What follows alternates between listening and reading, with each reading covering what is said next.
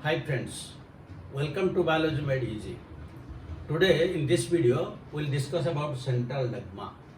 The central dogma is one of the very important aspects of molecular basis of inheritance. It was proposed by Crick, F.H.C. Crick. And in this central dogma, what actually happens? There is unidirectional flow of information from DNA to RNA, then to protein. Now suppose this is one DNA molecule.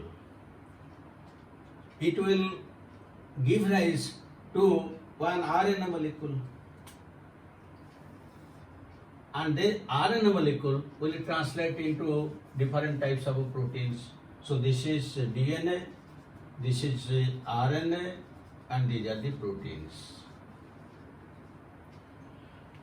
Now, the DNA contains all the informations, what type of proteins and enzymes should be synthesized, or we can tell that it contains the blueprint of the protein or enzyme like an architecture. Now, this DNA has also capacity of self-replication. This is replication. Because when the cell divides, one cell will be 2, 2 will be 4. For each time, there will be replication. Then, when this DNA will give rise to RNA, this is known as transcription. And when RNA will give rise to protein, this is known as translation. Now, when replication of the DNA will take place, here the enzyme is DNA polymerase.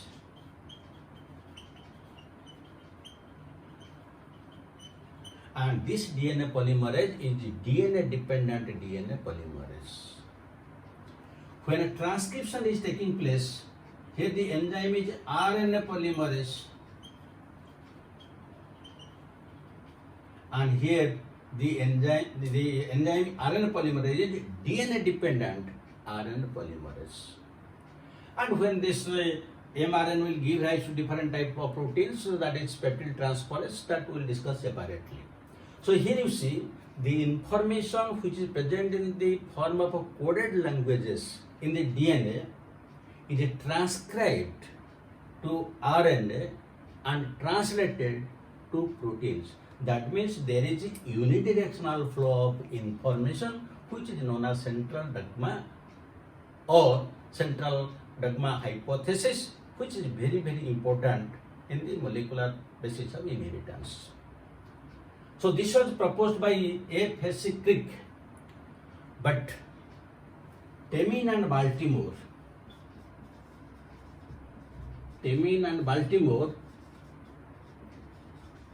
in 1975 found that there are some organisms like Ross sarcoma virus where the genetic material is not DNA, it is only RNA. So in that case, what will happen? Very important. In such cases, since the genetic material is RNA, this RNA will give rise to DNA first. In other cases, the DNA is giving to RNA, but here the RNA is giving to DNA. So this is not transcription, this is a reverse transcription. Reverse transcription. And for this reverse transcription, the name of the enzyme is reverse transcriptase. Reverse transcriptase.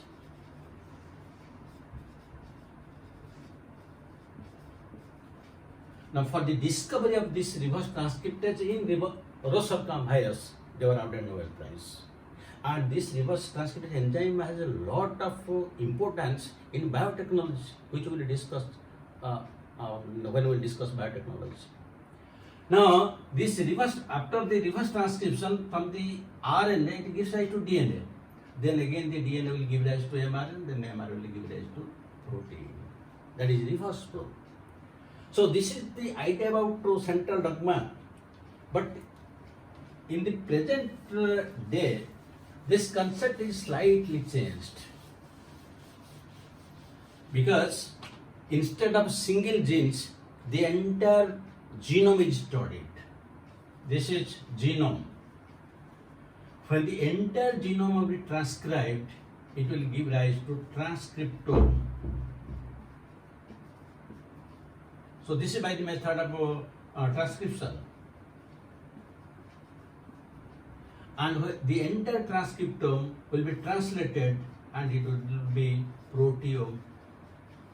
That is, proteome means all the types of proteins that are present in a cell and formed by the haploid cell, that is genome. And this type of expression is known as bioinformatics. Bioinformatics. And now it has become a separate subject that is taught in biotechnology. So thank you very much for listening to this video. I hope now you have a clear idea what is central dogma. So thank you very much. Have a good day.